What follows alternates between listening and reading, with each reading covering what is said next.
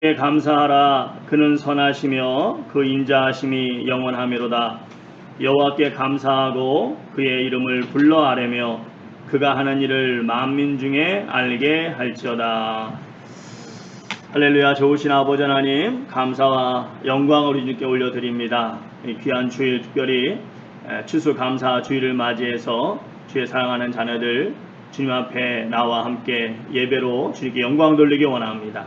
이 시간에 아버지 하나님, 주의 백성들 모든 걱정 근심을 다 내려놓고 온전히 감사하는 심령으로 충만하게 해주시고 정말 마음껏 감사로 우리 주님께 산제사 올려드릴 때 우리 주님이 기쁘게 흠양하여 주시고 또 주님께서 준비하신 귀한 하늘의 신령한 복으로 땅의 기름진 복으로 충만케 해주시는 놀라우신 은혜의 시간 될 수 있도록 역사하여 주시옵소서.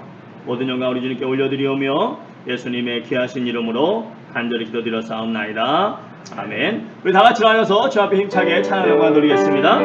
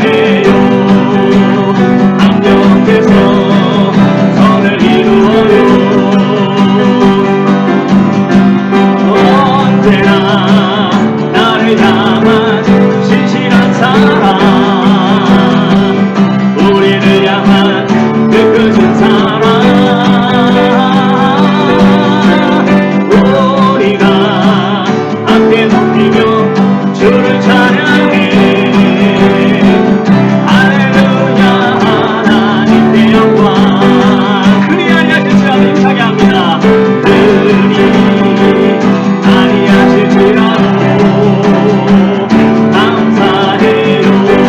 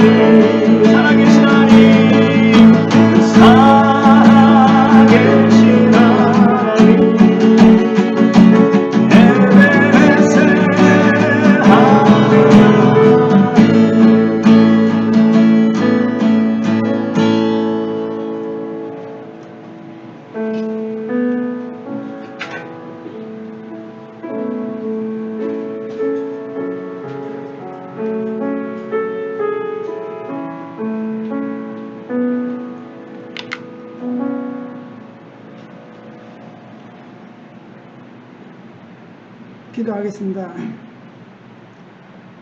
존귀하고 거룩하신 하나님 아버지, 찬양과 기도로 예배하게 하시니 흠양하시고 영광 받으시옵소서. 아멘.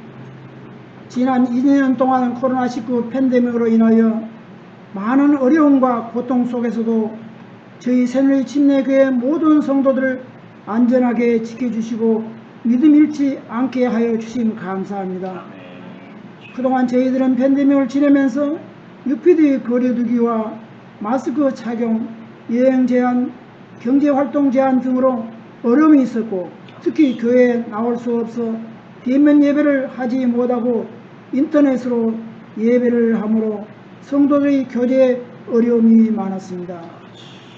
하나님 아버지, 이번 주간은 한 해의 결실을 추수감사절로 지킵니다. 지난해와 마찬가지로 코로나19로 인하여 어려움이 있었지만 백신이 개발되어 코로나 확산을 막을 수 있게 하시니 감사합니다. 아멘. 거리두기와 모임 금지로 교회에 나와 예배할 수 없었는데 대면 예배를 드릴 수 있도록 있게 하심을 또 감사합니다. 아멘. 경제활동에도 어려움이 있었지만 활동에 제한을 있지만 일터를 주신 감사합니다. 아멘. 어려운 가운데서도 저희들에게 거르지 않게 일용할 양식을 주어 건강해 하시고 적지만 주님께 물질도 드릴 수 있어서 감사합니다. 아멘. 하나님 아버지, 주님은 추수 때 고아와 과부들을 위하여 어려움에 처한 자들을 위하여 곡식을 모두 걷어들이지 말고 남겨둘 것을 명령하셨습니다. 우리의 풍요에만 치중하지 말고 여전히 어렵고 힘들어하는 사람들을 위하라는 명령인 줄 알았습니다만 뒤돌아보면 어려운 사람들을 돌보기보다 내 자신의 안주하는 일들이 많았음을 고백합니다. 용서하여 주시옵소서. 주님, 저희 새누리교회는 말씀이 살아있는 교회로 떡을 떼며 서로를 위하고 보듬어 주며 남의 말을 경청하며 타다지 않으며 기도에 힘쓰며 내 이웃을 내 몸같이 사랑하는 칭송받는 교회의 빛과 소금의 역할을 담당하는 성도들, 예수 그리스도의 향기가 가득한 비전 있는 교회로 거듭나기를 원하오니 주님 함께하여 주시옵소서. 아멘. 하나님 아버지, 저희 교회에 연약한 지체들이 있습니다. 이병식 장로님, 백의원 집사님, 마빈 성도님 한 사람 한 사람 주님의 피 묻은 손으로 안수하셔서 아멘. 그들의 건강을 회복케 하여 주시옵소서. 아멘. 또한 팬데믹으로 오랫동안 교회에 나오지 못한 성도들이 많이 있습니다. 아버지. 그들이 어디에 있든지 간에 주님을 잊지 않게 믿음을 주시고 아멘. 모두 교회에 나와 주님께 예배하는 그날이 속히 오길 기도합니다. 아멘. 특별히 이 시간 저희 양떼들에게 생명의 꼴을 먹이시기 위해 단위에 세워주신 사자 장원수 목사님을 주님의 능력의 장중에 붙들어 주셔서 목사님께 영력을 더하여 주시며 그 은혜의 말씀을 듣고 저희의 메마른 심령이 다시 생기를 되찾아 소생할 수 있도록 인도하여 주시옵소서. 아멘. 주님께 예배의 시종을 아끼오니 마칠 때까지 주님께서 홀로 주관하여 주시옵기를 간절히 빌고 원하며 우리 주 예수 그리스도 이름으로 기도합나이다. 아멘.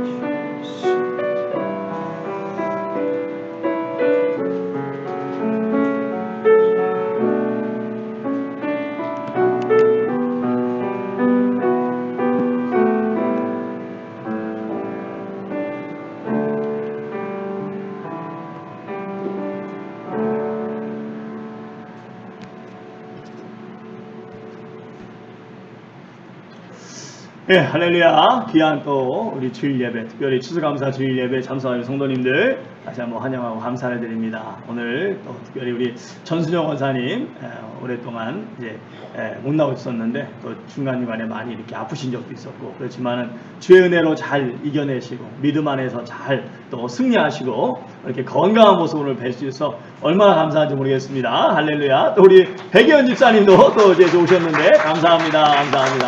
할렐루야. 감사합니다. 귀한 우리 믿음의 가족들 이렇게 한 분 한 분 함께 나와서 예배 드리시니까 얼마나 감사한지 모르겠습니다. 다시 한번 감사드리고 우리 또 성도님들 또 이렇게 건강한 모습을 한 주간 동안 잘 지내고 또 오늘 나오셨습니다. 우리 좌우 앞뒤움 보시면서 잘 나오셨습니다. 승리하셨습니다. 인사하시기 바랍니다. 네, 감사합니다. 감사합니다. 오늘은 우리가 말씀 나눈 것처럼 추수감사주일입니다. 추수감사주일 무엇보다도 한 해를 돌아보면서 다시 한번 주님께서 주신 귀한 여러 가지 많은 은혜들이 있습니다. 그런 것들을 우리가 좀 더 깊이 생각해보고 감사하는 그런 시간입니다. 바라기는 오늘 정말 여러분 심령 속에 감사로 풍성한 그런 또 오늘 주일이 될 수 있기를 간절히 바랍니다. 이번 주 저희가 함께 읽으실 말씀은 창세기 37장부터입니다. 37장부터 43장까지 여러분 읽어주시면 감사하겠습니다. 그리고 교회 홈페이지 지난주에도 말씀을 드렸는데 여러분 계속해서 보셨지만 또 자꾸 심심하시면 들어가시고 하시면은 이제 이 시스템이 인식을 해가지고 그 검색어가 이렇게 상위권으로 올라간다 그럽니다. 그러니까 여러분이 가끔 가다가 심심하시면 이렇게 하와이 새누리 침례교회 치시던가 아니면 주소창에 ncbc.online 이렇게 치셔서 들어가시면 되는데 하와이 새누리 침례교회로 치시면 맨 위에는 안 떠요. 보니까 안 뜨고 좀 내려가시면 밑에 좀 이렇게 좀 아래쪽에 보시면 밑에 뜨거나 아니면 오른쪽에 창이 하나 이렇게 옆에 또 뜹니다. 그래서 거기 하와이 새누리 침례교회 리스트하고 있으니까 거기 웹사이트라고 써 있는데 거기를 클릭하시면 이렇게 홈페이지가 또 뜹니다. 그래서 그렇게 여러분이 관심을 가져주시면 감사하겠습니다. 오늘 점심은 우리 여선교회를 중심으로 많은 분들이 또 수고해 주셨습니다. 다시 한번 감사를 드립니다. 오늘 우리 재단에 헌하는 우리 케이킹 권사님께서 특별히 우리 케이킹 권사님께서 이렇게 헌화를 많이 해주십니다. 많이 해주시는데 오늘은 특별히 우리 또 생신을 감사해서 하나님께 또 드리셨습니다. 다시 한번 감사를 드립니다. 또 추수감사 장식을 위해서 또 많은 분들이 수고해 주셨는데 특별히 남선교회 또 은혜 목장에서 헌신해 주셨습니다. 다시 한번 감사를 드립니다. 지금 치유를 위해서 계속 기도해 주시고 또 많은 분들이 지금 출타 중에 계십니다. 건강하게 잘 또 다녀오실 수 있도록 기도해 주시면 감사하겠습니다. 우리 이번 달 우리 암송 구정 말씀 다시 한번 암송해 보겠습니다. 요한복음 13장 34절 35절 말씀 시작. 새 계명을 너희에게 주노니 서로 사랑하라. 내가 너희를 사랑한 것 같이 너희도 서로 사랑하라. 너희가 서로 사랑하면 이로써 모든 사람이 너희가 내 뭔 줄 알리라? 제자인 줄 알리라. 어떻게 할 때? 서로 사랑할 때 세상이 우리가 제자인 줄 안다고 말씀하고 계십니다. 이 시간에 뭐 다른 광고 빠진 거 있나요? 특별히 또 지난주에 잠깐 언급한 것처럼 예배 끝나면 이제는 좀 약간 분위기를 좀 바꿔서 우리가 박수치기보다는 조용히 이렇게 한 2, 30초라도 아니면 좀 길게 1분이라도 다시 한번 예배 은혜를 생각하면서 조용히 기도하시면서 이렇게 자연스럽게 일어나시고 그렇게 하시면 좋을 것 같습니다. 이 시간에 다른 광고 없으시면 준비하시면 하나님께 드리도록 하겠습니다.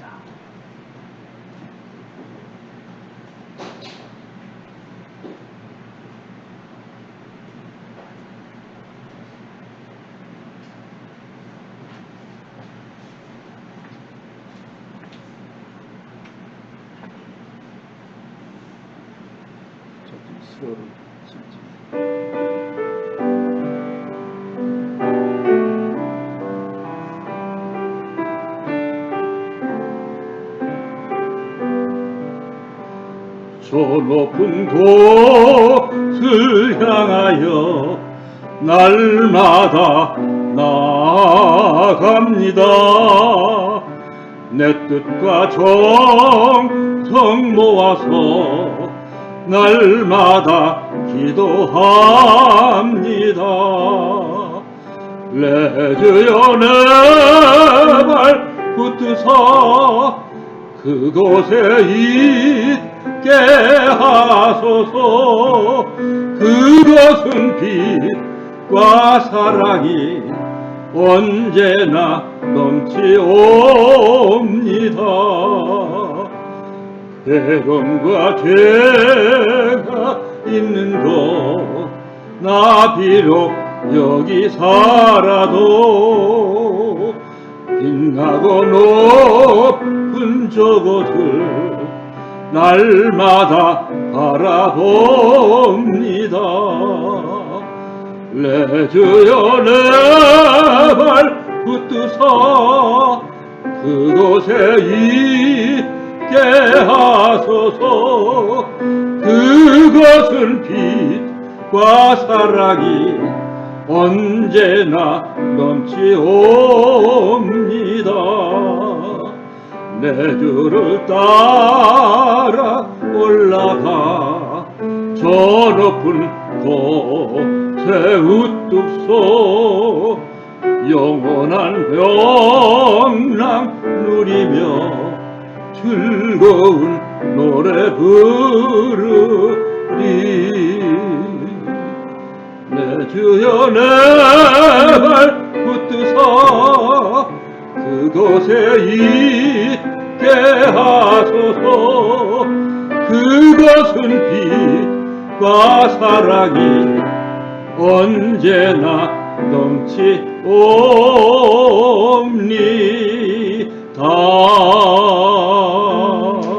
아멘.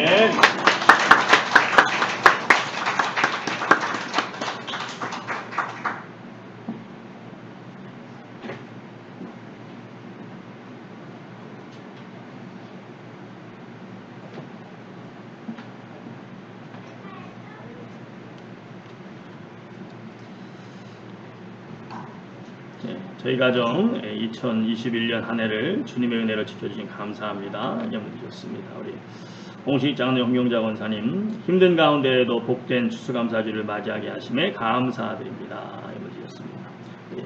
광나나 권사님 예수 그리스도의 복음을 전파하시는 우리 선교사님들께 감사드립니다. 또 이렇게 선교원금을 하나님께 예물 드렸습니다. 또 많은 분들이 또 귀한 예물, 특별히 추수감사주일 예물 하나님께 드리셨습니다. 우리 함께 기도드리겠습니다. 아버지 하나님, 감사로 충만한, 감사로 풍성한 그런 기도로 하나님께 나아가게 하시고, 또 무엇보다도 우리 성도가 가져야 될 감사의 가장 기본이 되는 천국의 소망을 다시 한번 우리에게 되새기는 찬양으로 하나님께 영광 돌리게 하시니 감사드립니다. 아버지 하나님, 이 시간 주의 사랑하는 자들 귀한 예물 또 주님께 감사하는 마음을 담아 온전히 올려드립니다. 주님, 그렇습니다. 하루하루 살아가는 것이 주의 은혜요 주의 사랑의 결과임을 저희로 깨닫게 하시고, 눈에 보이는 것이 다가 아니라 진정 좀 더 본질적인 삶은 눈에 보이지 않는 정말 영리의 삶이요 또 영생의 소망인 것을 저희가 기억하면서 날마다 주님과 동행하게 하시고, 또 이렇게 마음껏 기쁜 마음으로 주님 앞에 귀한 예물 또한 드리게 하시니 감사드립니다. 아버지께서 그 믿음마다 기억하여 주시고, 그 믿음마다 그 믿음이 하나님만이 주시는 놀라우신 은혜로 풍성하게 충만하게 주께서 허락하여 주실 때, 이 자리에 머리 숙인 주의 모든 자녀들 한 자라도 빠짐없이 남은 삶을 통해서 더욱 주님께 나아가고 주님께 영광 돌리고 쓰임받는 복된 삶이 될 수 있도록 역사하여 주실 줄 믿습니다. 손대는 일마다 또 아버지 계획하는 일마다 기도하는 일마다 주께서 아십니다. 정말 주님께서 역사하시는 가운데 더욱 풍성하게 열매가 맺어지게 하시고, 아버지 물질 또 주님께서 기뻐 받으시고 이 물질이 쓰이는 곳마다 주의 영광이 나타나게 하여 주시옵소서. 주님께서 정말 머리 숙인 주의 백성들 한 사람 한 사람 기억하시고 그 삶 속에 간섭하여 주시고, 그 사정과 그 소원과 또 그 감사의 제목을 아십니다. 주여, 주께서 감사의 제목은 더 풍성하게 해주시고, 또 그 모든 사정을 아시고 또 기도하는 제목마다 하나님께서 가장 좋은 것으로 응답해 주시는 가운데 날마다 더 풍성한 감사가 넘치는 주의 모든 자녀들 되게 하실 줄 믿고 예수님의 귀하신 이름으로 간절히 기도드렸사옵나이다. 아멘.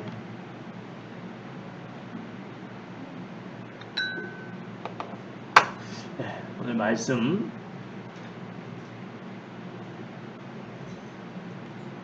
다니엘서 6장 10절 말씀입니다. 다니엘서 6장 10절 말씀.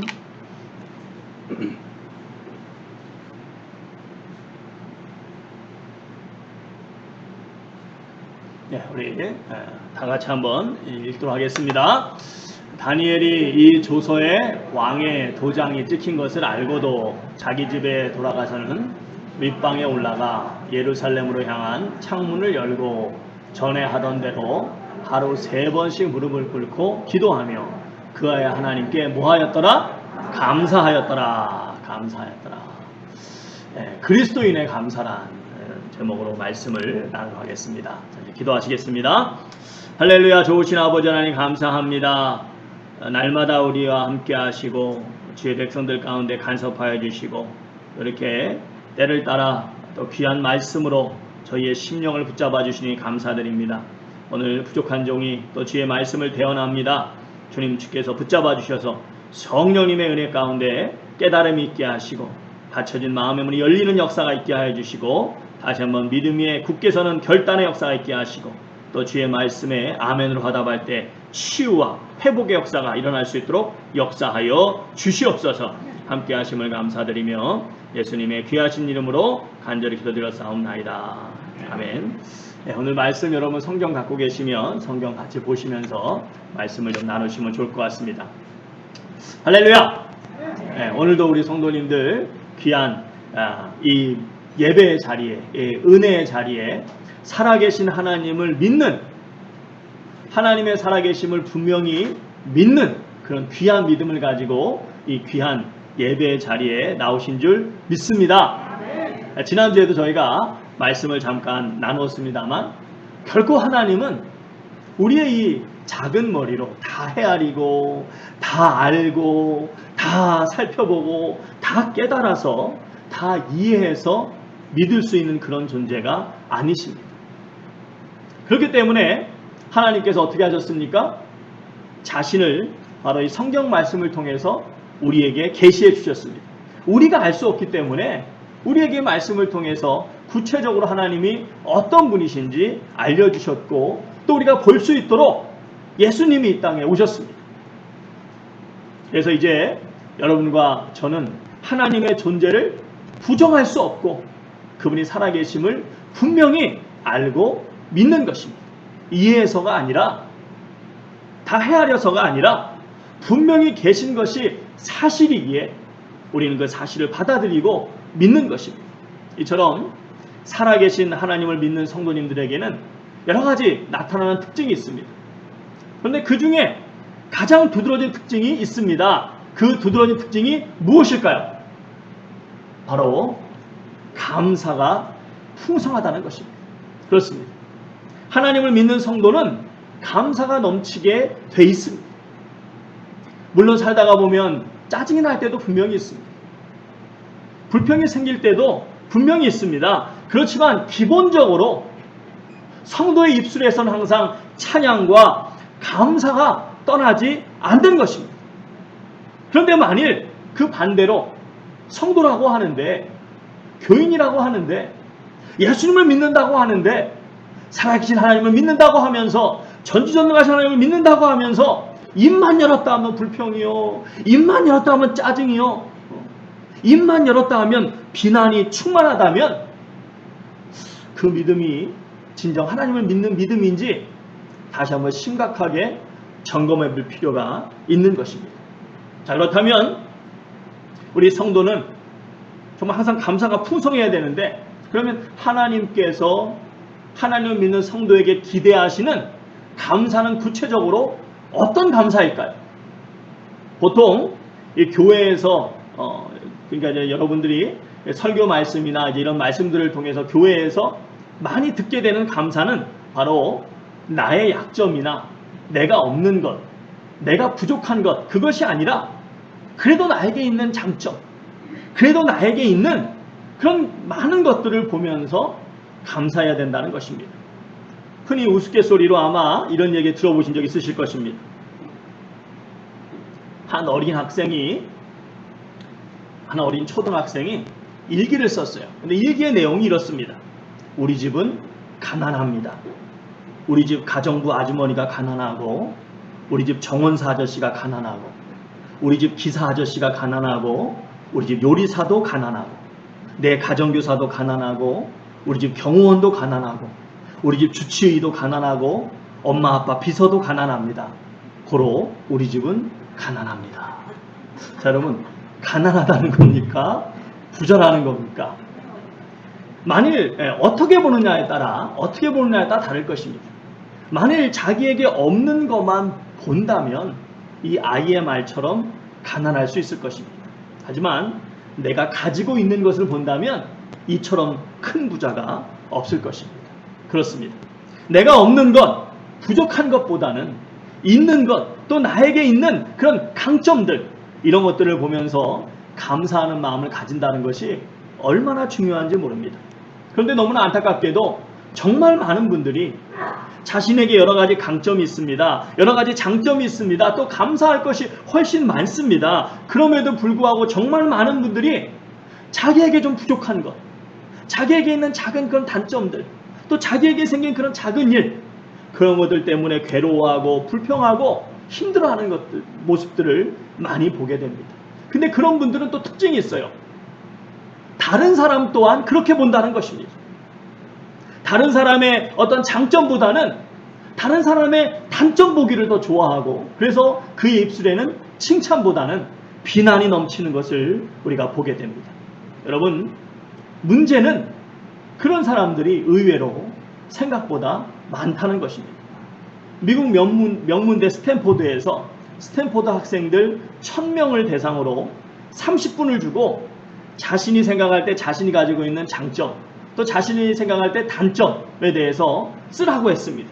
그런데 놀랍게도 어떤 결과가 나왔냐면 무려 그 1000여 명의 학생들 가운데 70% 이상이 장점은 겨우 10가지 정도 쓸까 말까였고, 단점은 평균적으로 30개 이상씩 쓰고 많이 쓴 학생은 50개 이상을 썼다고 합니다. 여러분, 제가 얼마 전에 한국에 갔다 오지 않았습니까? 갔다 와서는 정말 내가 갔다 와서 보니까 한국이 정말 잘 사는 것 같더라. 정말 한국은 뭔 돈이 이렇게 많은지 정말 돈이 많은 것 같더라. 뭐 그런 말씀을 제가 좀 잠깐 나눈 적이 있는데, 그런데 이 한 미국에 사시는 분이, 그분도 이제 최근에 한국에 갔다 오신 거예요. 갔다 오셔서 제가 느꼈던 거하고 비슷한 것을 느낀 것입니다. 그런데 정말 자기가 볼 때는 실제로 정말 너무나 잘 사는 것 같은데도 보니까 많은 한국 분들이 너무나 감사 없이 불평과 짜증 속에 살아가고 있더라는 것입니다. 그것이 너무나 안타까워서 이분이 글을 하나 올렸는데, 그 글이 한동안 잠깐 화제가 된 적이 있습니다. 아마 보신 분들도 계실 텐데 제가 그 일부분을 좀 잠깐 나누도록 하겠습니다. 한국에 와보니 웬만한 동네는 모두 고층 아파트가 되어 있다. 가정집뿐만 아니라 심지어 공중 화장실에도 미국에서는 부자들만 쓰는 고급 비데가 설치되어 있고, 주차 티켓을 뽑는 그런 촌스러운 행동은 하지 않고 우아하게 자동인식으로 주차장에 들어간다. 모든 대중교통은 카드 하나로 해결되고, 집에 앉아서 롯데리아 햄버거를 배달시켜 먹고, 어느 집을 가도 요즘은 비밀번호나 카드 하나로 모든 문을 열고 들어간다. 열쇠, 주차 티켓, 화장실 휴지 등등은 이제 구시대의 물건이 되었다. 차마다 블랙박스가 달려있고, 방문하는 집마다 거실에 목받이 소파가 있고, 집안의 전등은 LED 전등이며 가스, 심지어 콘센트도 요즘은 리모컨으로 켜고 끈다. 미국에서 나름대로 부자 동네에서 살아온 나도 집마다 구석구석에 박혀있는 사치스럽고 고급스러운 제품들에 놀라고 부러워하며 마치 예전에 일본제 제품들을 보는 듯한 신기함에 빠지고, 내 삶은 마치 20-30년은 과거에 살다 온 느낌이 든다. 정말 이외에도 이분이 많은 이런 비슷한 내용들을 썼습니다. 그리고서 이제 이분이 뭐라고 하냐면, 그런데 아이러니한 것은 만나는 사람마다 한국에 사는 것이 얼마나 힘든지를 토로한다. 만나는 사람마다 자신이 지옥에 살고 있다고 모두들 아우성이다. 편하고 고급스러운 집에서 살면서도 만족을 모르고 가난과 위기를 노래하게 된 내 조국, 이들에게 하나님이 주시는 진짜 안식과 평안이 필요함을 느낀다. 세상은 이렇게 풍요로운데 왜 우리는 바쁘고 불안하고 불만족스러운가? 더 많이 소유하고 싶고 남보다 더 앞서고 싶은 욕구를 이루지 못한 데에 대한 불만 때문이 아닐까? 여러분, 그렇습니다. 정말 이 한국만 봐도 뭔가를 가진다고 해서 결코 감사가 저절로 생기는 것이 아닌 것을 우리가 알 수가 있습니다. 단칸방에서 온 가족이 그냥 뭐 5명, 많게는 막 7, 8명 그렇게 모여 살 때는 그저 조그맣더라도 그저 볼품 없어도 내 방 하나만 있었으면 소원이 없겠다고 하던 그런 시절이 엊그제 같은데, 이제는 웬만한 집에 가보면 다들 널찍한 자기 방을 가지고 있습니다. 그럼에도 OECD 국가 자살률이 20년 가까이 제1위를 달리고 있고 행복지수는 최하위에 머물고 있습니다. 여러분, 이것이 무엇을 말합니까? 사람이 가진 것이 있다고 자동적으로 감사가 넘치는 것이 아니라 감사 또한 습관처럼 우리 몸에 배도록 노력해야 된다는 것입니다.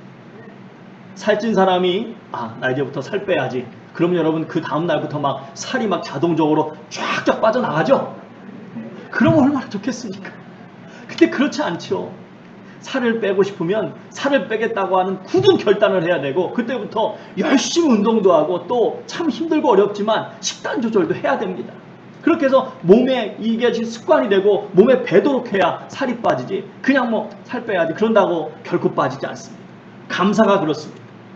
감사도 내가 감사하기로 이제 결단을 해야 됩니다. 그래서 감사가 내 입술에 자동적으로 열매가 되도록, 버릇처럼 감사가 튀어나오도록 그렇게 애를 써야 되는 것입니다. 그렇지 않으면 사람의 본성은 계속해서 불평, 불만 속으로 우리를 이끌어 가게 되는 것입니다.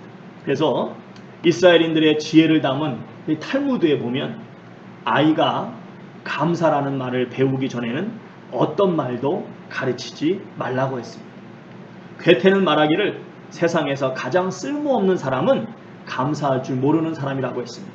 존 밀러는 말하기를 사람이 얼마나 행복한가는 그 사람의 감사의 깊이에 달려있다고 했습니다. 그러므로 성도는 특히 이 세상의 누구보다도 예수를 믿는, 살아계신 하나님을 믿는 성도는 나에게 없는 것이 아니라 있는 것을 보면서 감사하는 삶이 우리의 삶 속에 자동적으로 이루어지도록, 버릇이 되도록, 습관이 되도록 결단을 하고 우리의 입술에 열매가 감사가 되도록 애를 써야 되는 것입니다. 자, 그런데 성경에서 말하는 감사는 여기에서 한 단계 더 나아가는 감사입니다.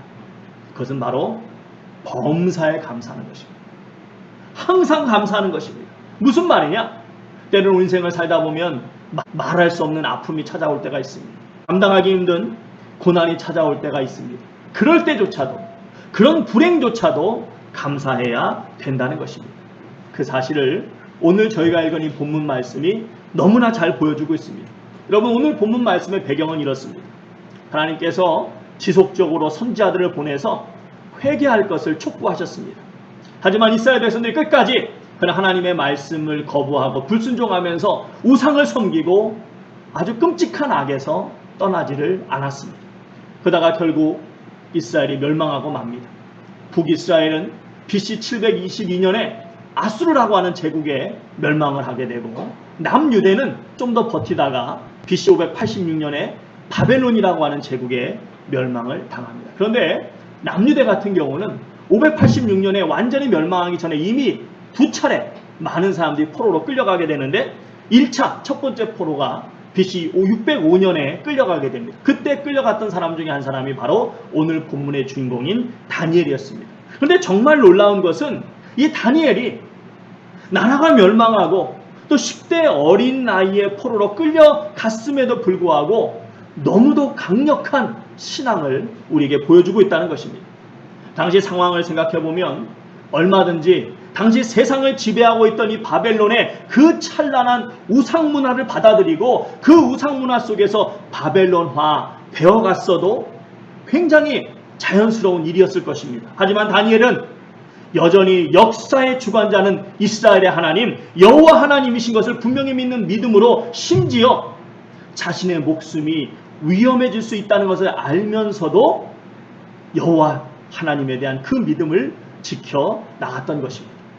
그런 다니엘에게 하나님께서 놀라운 지혜를 주셔서 그 결과 다니엘은 비록 포로였지만 당시 세상을 지배하고 있던 그 대제국 바벨론에서 왕 다음 그 높은 자리까지 올라가는 그런 놀라운 그런 능력을 발휘하게 됩니다. 이 다니엘이 그 제국에서 다니엘이 가지고 있던 이 존재감이 어느 정도였는가 하면 그 강력했던 바벨론이 여러 가지 내분이 일어나고 또 그 외에 여러 가지 많은 전쟁을 겪으면서 약해지다가 결국 페르시아인 메데 바사 제국에게 정복을 당합니다. 멸망을 당합니다. 자, 여러분, 보통 한 나라가 멸망을 당하면 그 멸망당한 나라의 대신들은 어떻게 됩니까? 아주 비참한 최후를 맞이하게 됩니다. 그런데 이 다니엘은 놀랍게도 새롭게 들어선 이 메데 바사 제국에서도 여전히 최고의 자리까지 올라가게 됩니다. 우리 6장 1절부터 한번 같이 보겠습니다. 우리 6장 1절부터 3절까지 같이 한번 보겠습니다. 시작! 다리오가 자기의 뜻대로 고관 120명을 세워 전국을 통치하게 하고 또 그들 위에 총리 셋을 두었으니 다니엘이 그 중에 하나이라. 이는 고관들로 총리에게 자기의 직무를 보고하게 하여 왕에게 손해가 없게 하려 함이었더라. 다니엘은 마음이 민첩하여 총리들과 고관들 위에 뛰어나므로 왕이 그를 세워 전국을 다스리게 하고자 한지라. 왕 다음에 최고의 자리에 다니엘을 세우려고 했던 것입니다. 상황이 이렇다 보니까 어떻습니까? 항상 좋은 것이 있으면 반대급부가 일어나게 마련입니다. 포로로 끌려온 주제에 그것도 조그만 나라, 당시 세계사에서 별로 알려지지도 않은 그런 조그만 팔레스타인 그 지역에 있던 그 멸망당한 그 나라에서 포로로 끌려온 주제에 너무나 잘 나가는 거예요. 너무나 잘 나가는 거예요. 그러니까 어떻습니까? 그를 시기하고 질투하는 세력이 당연히 많았겠죠. 그래서 많은 시기와 질투를 받다가 결국에는 말도 안 되는 모함에 빠지게 됩니다. 그래서 여러분이 잘 아시는 그 유명한 사자굴에 들어가는 사건이 일어나게 됩니다. 한마디로 이 다니엘이 처하고 있던 상황은 겉으로 보기에는 그 대제국의 고위 공무원에 앉아 있으니까 멋있고 화려하고 그렇게 대단히 잘 나가는 것처럼 보였을지 몰라도 영적으로 볼 때, 신앙적으로 볼 때 그가 처했던 상황은 결코 정말 쉬운 그런 녹록한 상황이 아니었습니다. 아니 반대로 오히려 굉장히 어렵고 굉장히 위험한 그런 환경이었습니다. 그럼에도 여러분이 성경을 보시면 곳곳에서 이 다니엘이 한 사람의 신앙인으로서 그 사람됨이 어땠었는지, 그 다니엘이라는 사람이 한 사람의 신앙인으로서 그 사람됨이 어땠었는지를 알 수 있는 말씀이 계속 등장합니다. 여러분 잘 아시는 것처럼 옛날 이 고대 제국에서 왕의 권세는 거의 신과 같은 존재였습니다. 자, 그런데 여러분이 6장을 잘 읽어보셨으면 아시겠지만 다니엘이 어떻게 했습니까? 그런 신과 같은 존재가 정한 법을 어깁니다. 어기는 것도 그냥 비밀스럽게 어떻게 조심하려고 하다가 들킨 것이 아니라 아주 보란듯이 대놓고 그 법을 어깁니다. 결코 있을 수 없는 일입니다. 아무리 자신이 아끼는 신하라고 해도 왕의 권위가 있고 체면이 있지, 그런 경우에는 3대가 아니라 역사 기록을 보시면 그런 경우에는 아예 그 한 마을을, 그 사람이 살고 있던 그 마을 전체를 흔적도 없이 없애버린 그런 일들이 얼마나 많았는지 모릅니다. 그런데 여러분이 읽어보셨겠지만 분위기가 어떻습니까? 가장 그 다니엘이 어떻게 보면 자기의 법을 어긴 그 불순종한 모습을 보고 가장 화가 났어야 될 당사자는 바로 다리오 왕이었을 것입니다. 그런데 오히려 그 다리오 왕은 자신의 명령을 그렇게 보란듯이 어긴 다니엘을 오히려 구하려고 애를 씁니다. 하지만 다른 신하들이 하도 우기니까 결국 다니엘이 사자굴에 들어가게 되는데 그때 그 상황이 어땠는지 성경은 이렇게 이야기하고 있습니다. 우리 16절 말씀 다시 한번 보겠습니다. 시작! 이에 왕이 명령하매 다니엘을 끌어다가 사자굴에 던져 넣는지라. 왕이 다니엘에게 이르되 내가 항상 섬기는 너의 하나님이 너를 구원하시리라. 여러분, 우상으로 가득 찼었던 당대 최강국가 이 바사 제국의 왕이었던 다리오의 입장에서 보면 이 하나님이란 존재는 어디서 듣도 보도 못한 정말 멸망당한 조그만 나라의 토속신 정도입니다. 토속신 정도. 그런데 그런 하나님을 이 왕이 지금 언급하면서 다니엘을 향해 안타까운 마음을 지금 가지고 있었던 것입니다. 여러분, 이것이 무엇을 이야기합니까? 그만큼 다니엘이 그의 삶을 통해서 하나님의 존재를 알려왔던 것입니다. 어떤 모함과 부당함 속에서도 결코 흔들림 없이 정직히 행하면서 무엇보다 하나님 섬기는 믿음을 감추지 않고 그 믿음에 합당한 삶을 살아가면서 하나님을 향한 그 믿음을 과감하게 나타내는 삶을 살아냈던 것입니다. 여러분, 이 다니엘을 모함했던 그런 악한 무리들이 찾고 찾다가 결국 다니엘을 모함할 근거를 어디에서 찾습니까? 우리 4절 5절 말씀 같이 한번 봅니다. 시작. 이에 총리들과 고관들이 국사에 대하여 다니엘을 고발할 근거를 찾고자 하였으나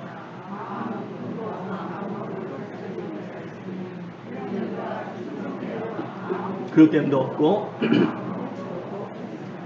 그들이 이르되 이 다니엘은 그 하나님의 율법에서 근거를 찾지 못하면 그를 고발할 수 없으리라. 찾다 어떤 흠도 찾을 수 없으니까 결국 다니엘의 신앙을 걸고 넘어집니다. 다시 말해서 우상으로 가득 찼던 메대와 바사 제국에 살면서 다니엘은 정말 영적으로 많은 압박을 느꼈을 것입니다.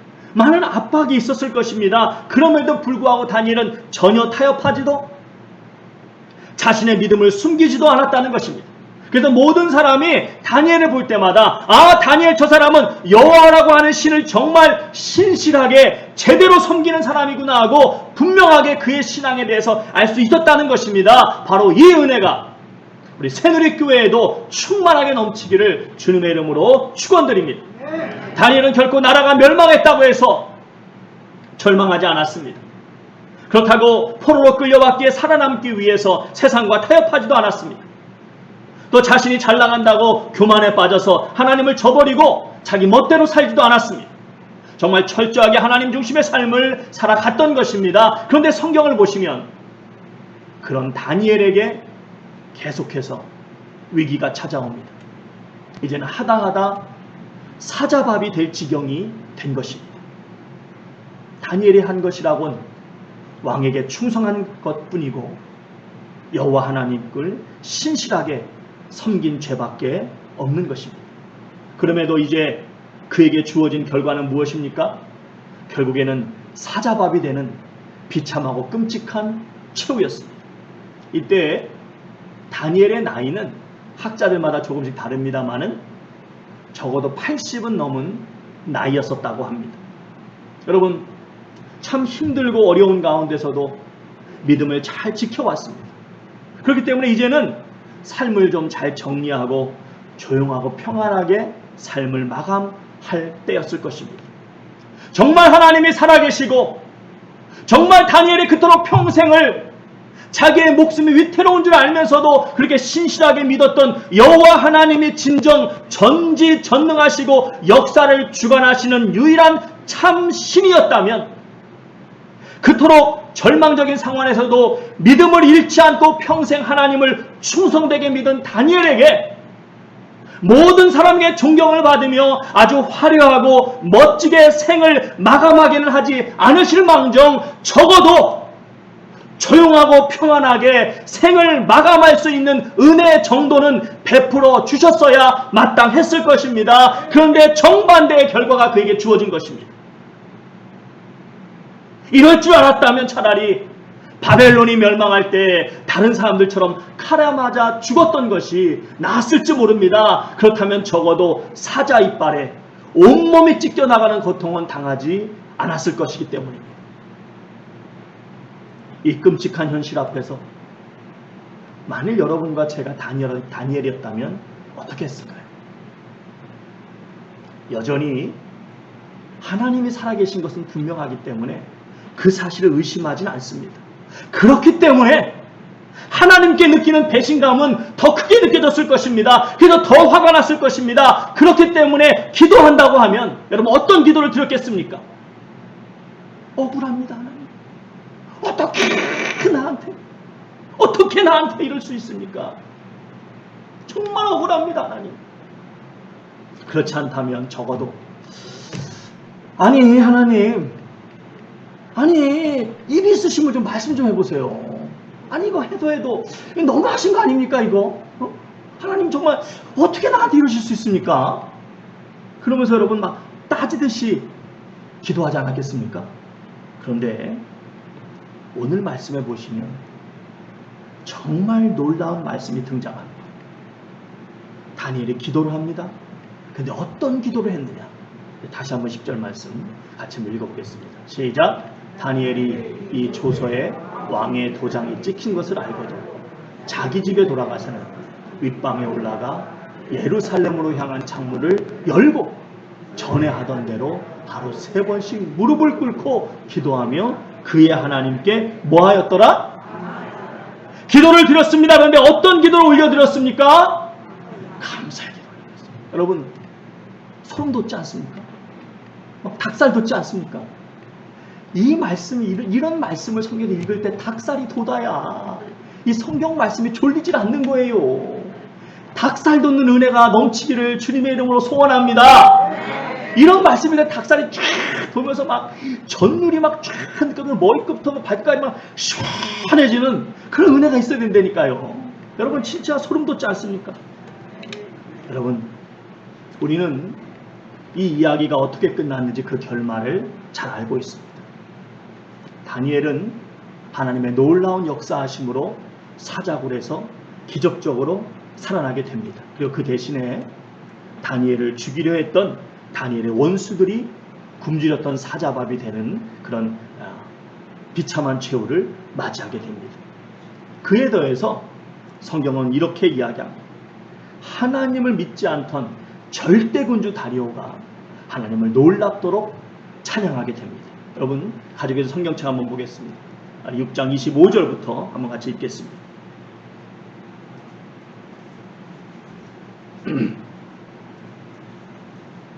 6장 25절부터 우리 큰 목소리로 한번 같이 한번 읽겠습니다. 다니엘서 6장 25절입니다. 시작. 이에 다리오 왕이 온 땅에 있는 모든 백성과 나라들과 언어가 다른 모든 사람들에게 조서를 내려 이르되 원하건대 너희에게 큰 평강이 있을지어다. 내가 이제 조서를 내리노라.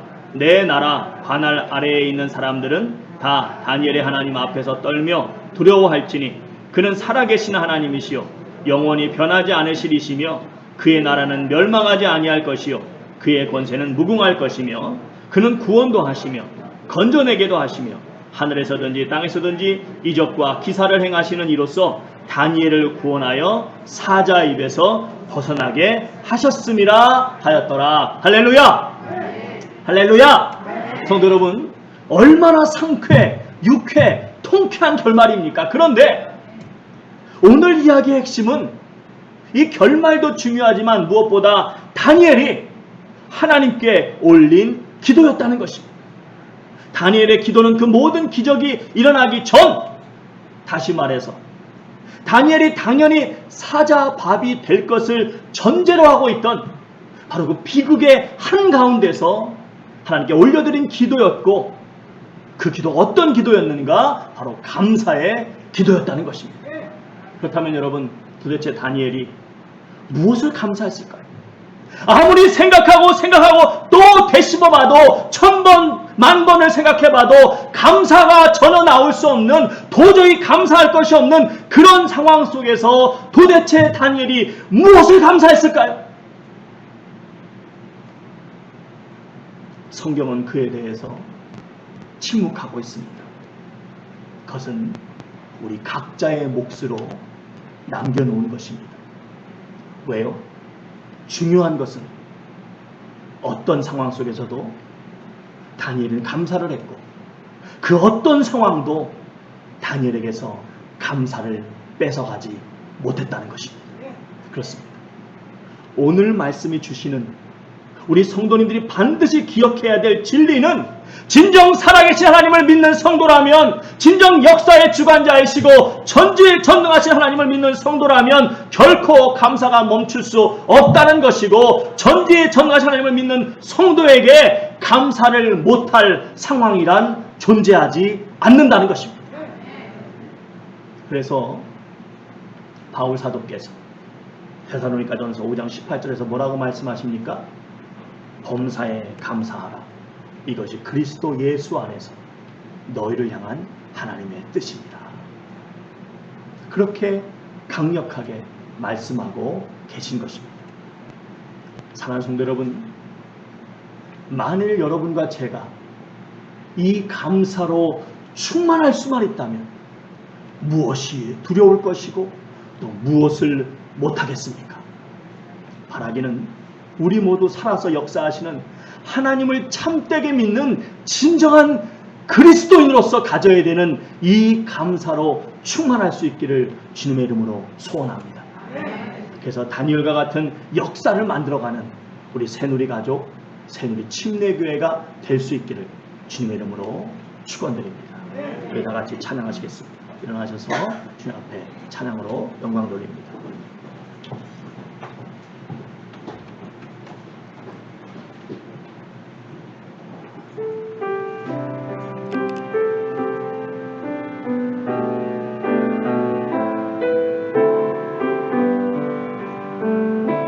오늘 숨을 쉬는 것 감사, 나를 구원하신 것 감사, 내 뜻대로 안 돼도 주가 인도하신 것 모든 것 감사, 내게 주신 모든 것 감사, 때론 가져가신 것 감사, 내게 고난 주셔서 주 뜻 알게 하신 것 모든 것 감사. 다시 한번 처음부터 합니다. 오늘 쉬는 것 감사, 나를 구원하신 것 감사, 내 뜻대로 안 돼도 주가 인도하신 것 모든 것 감사, 내게 주신 모든 것 감사, 때론 가져가신 것 감사, 내게 고난 주셔서 주 뜻 알게 하신 것 모든 것 감사. 주님 감사해요, 주님 감사해요, 내가 여기까지 온 것도 은혜입니다. 주님 감사해요, 주님 감사해요, 나를 사랑하신 주사랑. 다시 한번 주님 감사해요, 주님 감사해요, 주님 감사해요, 내가 여기까지 온 것도 은혜입니다. 주님 감사해요, 주님 감사해요, 나를 사랑하신 주사랑 감사합니다. 항상 주 안에 있음 감사, 참된 소망 주신 것 감사, 나 같은 사람도 자녀 삼아 주신 것 모든 것 감사. 주님 감사해요, 주님 감사해요, 내가 여기까지 온 것도 은혜입니다. 주님 감사해요, 주님 감사해요, 나를 사랑하신 주사랑 주님 감사해요. 주님 감사해요. 주님 감사해요. 내가 여기까지 온 것도 은혜입니다. 주님 감사해요. 주님 감사해요. 나를 사랑하신 주 사랑 감사. 주님 감사해요. 주님 감사해요. 주님 감사해요. 내가 여기까지 온 것도 은혜입니다. 주님 감사해요. 주님 감사해요. 나를 사랑하신 주 사랑 감사합니다.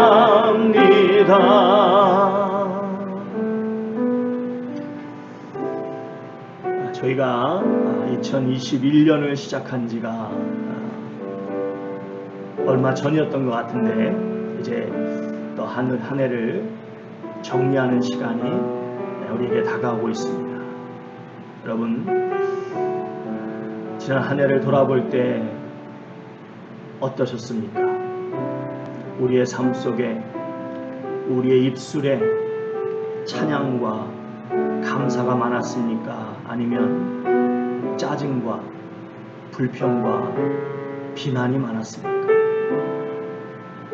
시간 우리 다시 한번 기도하면서 다니엘의 말씀을 우리가 마음속에 새기면서 다시 한번 감사의 그 은혜가 무엇인지, 우리 하나님이 얼마나 감사를 기뻐하시는지, 또 우리가 정말 전지전능하신 하나님, 진정 지금도 살아서 역사하신 그 하나님을 믿는다면 우리가 어떤 감사를 주님께 드리며 살아가야 되는지 우리가 생각하면서, 하나님, 제 입술의 열매가 감사가 되게 하여 주시옵소서.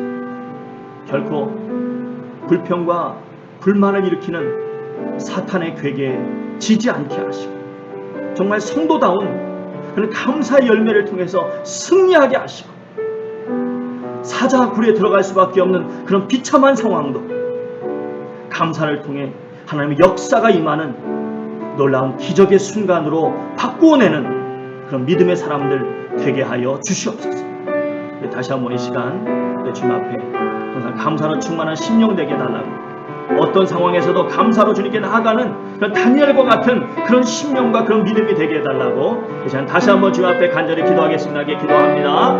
아버지 하나님, 이 시간 주 앞에 간절히 기도하며 나아갑니다. 우리의 힘이 되시고 우리의 능력이 되시는 주님을 찬양합니다. 그렇습니다. 하나님, 정말 우리가 하나님의 살아계심을 믿고 우리 전지전능한 하나님을 믿는다면 우리의 입술에 아버지 하나님의 감사가 넘칠 수밖에 없습니다. 우리의 입술에 찬양이 넘칠 수밖에 없습니다. 우리의 심령이 기쁠 수밖에 없습니다. 어떤 상황 속에서도 감사할 수 있게 됩니다. 주님, 이 시간 아버지 다시 한번 기도할 때 더욱 아버지 주님을 온전히 붙잡고 우리 살아계신 하나님을 믿는 아버지 그런 믿음 안에서 저희가 감사가 풍성한 삶이 되게 하시옵소서. 마음은 믿는데 우리의 입술에 아버지 열매가 계속 불평이고 불만이라면 아버지 하나님 이제 바꾸게 하시옵소서. 이제 고쳐지게 하시옵소서. 이제 감사하기로 결단을 하고 아버지 어떤 상황에서도 감사로 주님께 영광을 돌리며 감사의 열매를 맺는 저희가 되어서 정말 감사를 기뻐하시는 하나님께서 마음껏 더 놀라우신 은혜로, 더 놀라우신 축복으로 함께 하시는 그런 놀라운 은혜가 우리의 삶 속에서 우리 교회 가운데서 경험되게 해주시고, 정말 다니엘과 같이 하나님께 영광을 돌리며 정말 아버지 하나님을 모르는 사람들도 아버지 저희의 믿음을 보고 이 교회를 보고 하나님께 영광을 돌리는 놀라운 역사가 일어날 수 있도록 주여 도와주시고 주여 함께하여 주시옵소서. 역사하여 주시옵소서.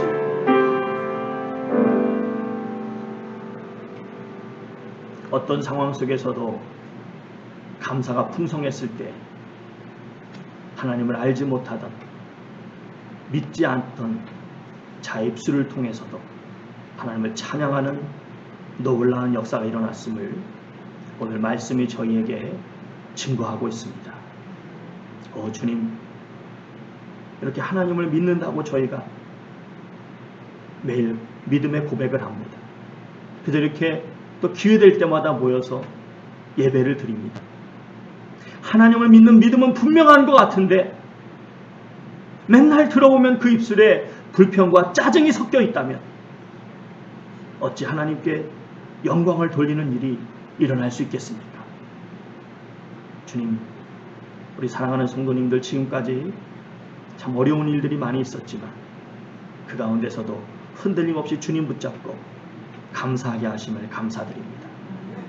앞으로 남은 삶을 통해서 더욱 감사와 풍성한 입술의 열매를 맺게 하여 주시고 그 감사를 통해서 주님을 알지 못하던 자들도 하나님을 찬양하는 놀라운 역사가 일어날 수 있도록 주여 도와 주시옵소서.